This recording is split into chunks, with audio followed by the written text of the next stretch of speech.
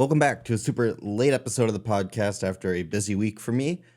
So let's not hold up the news any longer. And starting off with the Google Pixel event, happened a week ago, basically, 5 days to be exact. But Google announced the Pixel 8 series, the Pixel Watch 2, Pixel Buds Pro, and Android 14. Now, Google's events, not like super exciting or anything. They're not like Apple where they go super all out, but to the point, hit what you need to, and move on, which isn't a bad way to do it either. But the Pixel 8 and 8 Pro, let's start off with those bad boys. They are, the best Pixels yet, as any company would say when releasing their new products for that year. So not very shocking. But with that, they also have, the 6.1-inch display of the Pixel 8 is a fraction of an inch smaller than its predecessor, while the Pixel 8 Pro retains its 6.8 inches. Pixel 8's resolution is exactly the same as before, 1080 by 2400, while the Pixel 8 Pro actually lost a little bit of density from 512 to 489 ppi at 1344 to 2992. Now, to be fair, at this resolution, at this size screen, the trade-off of battery saved might actually be maybe worth it. But the biggest benefit to the displays is the new Actua display, or Super Actua in the case of the Pro. Basically, these ones are extremely bright, so sunlight used for these will be awesome. The 8 peaks out at 2000 nits and the Pro at 2400. And both phones have screens of 120 Hz peak refresh rate. As most phones, it bounces between what it needs to depending on what you're doing.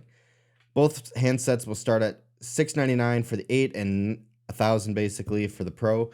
And meanwhile, the Pixel 8 Pro includes, a bunch on the camera. So the Pixel 8 Pro does get some upgrades, including display, Gorilla Glass Victus 2, and a bunch on the camera. Here are some camera highlights. The Pixel 8 will have a 50 megapixel main wide camera, a 2x optical quality zoom, and the addition of Google's Super Res digital zoom, blah, blah, blah, blah, blah, that can go up to 8x. These will both have the Tensor G3 processor, and pretty much the main differences here is the Pro is going to get one extra camera. It's going to get a 5x telephoto. And on top of that, it'll get a couple of new features that the 8 won't be getting with their software. So maybe at some point, they're trying to make it different somehow. And that's what they're doing. But the big new features to know about here is the Magic Editor, which was already really cool for the photo side, is getting like a bunch of other things added to it. They're adding pretty awesome audio, like noise cancellation, I guess, for microphone. We'll be able to turn down wind noise. They even showed this wild one of a baby crying, and it cut out the baby, just kept the baby crying and cut out the dog in the background and the wind in the background. Got rid of a ton of things. Super cool. And that's what Pixels are known for. If you're looking at a Pixel, you're going for software. You're going for default Android with Google's little Pixel add-ons with a sweet set of cameras that are easily the best cameras you'll get in a phone. And the Pixel 8 Pro will be the first to run Google's new generative AI models on device. Now, the big news with that is the Google Assistant will be using these AI models, essentially barred from what we can tell, but it'll all be ran on the device. Pixel Watch 2 was also announced at this event. And, the first one had some mixed reviews with nowhere near all day wear. And, I guess you could wear it all day, but you wouldn't have batteries. So the point would be negligent. And so nonetheless, Google is actually fixing that and adding some other things here.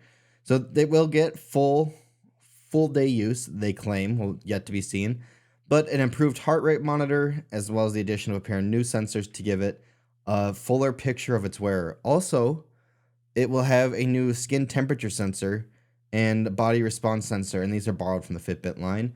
And, with new stress management features, the Pixel Buds Pro got an update here as well. Includes, features like conversation detection, which will help it, noise cancel the sounds around you to hear what you're talking to better, or vice versa. It also will use AI to detect when you start speaking and reduce background noise, or switch to transparency mode. And once you're done, it will resume your music. If you were listening to something, it'll pause that when it detects and unpause it when you're back to wanting to listen. And we'll see how that works. That could be potentially really cool if it works really well, but I have a feeling they're I mean, on the back end, there has to be some delay of when the conversation's over where it's trying to figure out if it's done for sure or not. And then it'll automatically switch back on noise cancellation mode if you would like. Android 14, what are the big things here? Um, some of these are actually just Google or like Pixel features that they're including in this here, at least in this article. But the Google Assistant, like I said, basically will be getting Bard added to it, which will hopefully be really cool. Hopefully that'll make it better at having, you won't need to use key phrases necessarily, or you can use like multiple commands in one strip. And because it's Bard, hopefully it'll be better at that, assuming it doesn't hallucinate what you wanted. Hopefully it will be better at that. And call screen got a little more updated here, definitely more realistic sounding one. Um, and yeah, it's interesting. It's a cool demo, at least during the event. And having a Pixel in the past, it was cool. The Pixel Fold is getting a random update here as well, where it'll have a dual screen interpreter mode. So basically, because it has two screens, when you use Google Translate on it, it'll be able to use one side that you can show whoever you're talking to, and you can use the other side just to translate back and forth without having to like flip your phone or whatever else. Kind of cool, pretty. Just shows that Google's trying to support folding phones, I guess. The biggest news here is actually part of this article as well, but the Google will be stocking Pixel 8 spare parts for 7 years. This is on top of them announcing that they will also be doing feature upgrades for the next 7 years, as well as just software support in general, security updates, all of that stuff. Google is saying they will support for 7 years at least. Again, this is something Android phones have needed for a long, long time, is longer term support, because how else do you compete with Apple if your phone doesn't last as long? Because that's when they decide to stop supporting it. Google here stepping out to do this. To be fair, this is also a law that may be entering California for at least the spare parts end of things. But it is cool to see that Google is going to be supporting the parts, going to be supporting the software and security of the device.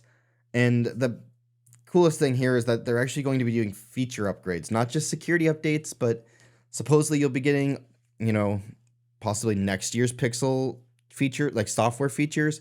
And if not, at least, new Android versions. It'll be yet to be seen. And Google kills so many things and has broken so many promises to Pixel users that hopefully they keep up with this, because that is easily, the Pixel updates every year are not outlandishly exciting. We're not going to get blown away by something new necessarily, but something like this is the main takeaway from the event, and I really hope that's what Google takes away, because so far it's what I've seen everybody talk about, but Google does Google things.